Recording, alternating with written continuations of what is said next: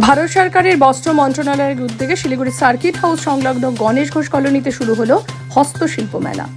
এদিন ফিতে কেটে ও প্রদীপ প্রজ্বলন করে ওই হস্তশিল্প মেলার সূচনা করেন 46 নম্বর ওয়ার্ডের কাউন্সিলর তথা পুরসভার ক্রীড়া বিভাগের মেয়র পারিষদ দিলীপ বর্মন। এদিন director of DHS Binita Thapa জানান, ভারত সরকারের হস্তশিল্প বিভাগের উদ্যোগে এই প্রথম শিলিগুড়িতে সম্পূর্ণ হাতের তৈরি বিভিন্ন সরঞ্জামের ওপর প্রদর্শনী হচ্ছে।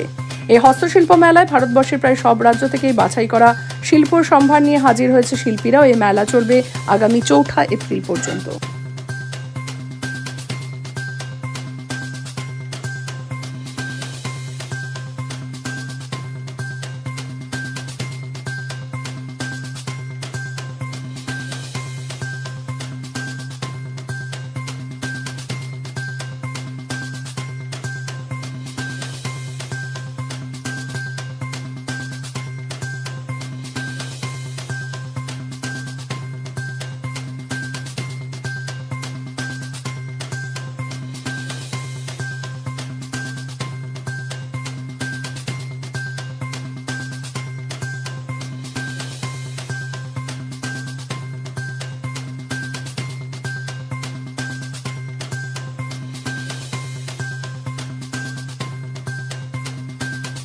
वो प्रमोट नहीं करते। अभी 60 पार्टिसिपेंट है ऑल ओवर स्टेट, स्पेशली वो अरुणाचल प्रदेश है, मणिपुर है, नागालैंड है, झारखंड है, उत्तर प्रदेश है।